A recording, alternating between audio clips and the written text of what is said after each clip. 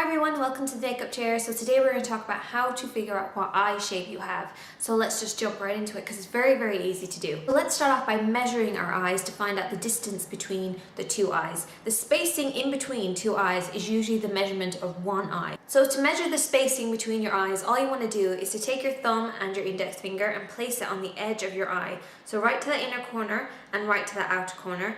Keep it there. And then just place it in here. And if you're touching both tear ducts on either side, that means you have an average shape. So there's an average shaping between your eyes. If you feel like you're kind of touching your eye and you're kind of poking yourself in your eye, that means your eyes are closer together. There's less space in here.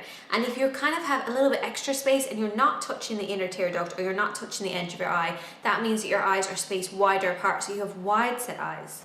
So now that we know the spacing between our eyes, we're going to move on to the shape of your eyes. I'm going to talk about two opposites, which are deep set eyes and prominent eyes. So prominent eyes are a little bit more bulging, so they kind of pop out a little bit more on your skull. And the easiest way is to feel underneath your lashes like this. And if you can kind of feel your eyeball, that means they're slightly bulging outwards. And you can also have this little bit of a bag underneath your eyes. I call it like my lower lid.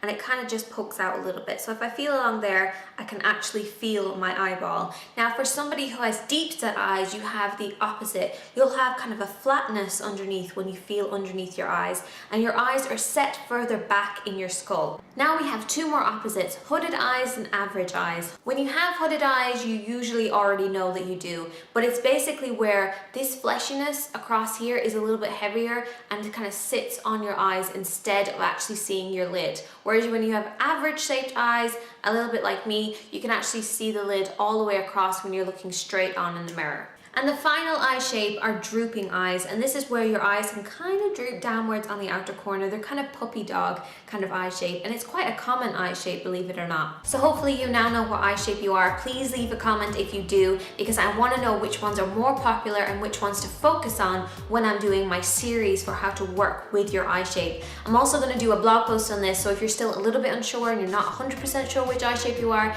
check out my blog post. It's going to be in the description box, and I'm going to talk about celebrity people and have a little bit more visuals and all that kind of stuff on there as well. And I'll hopefully see you guys then.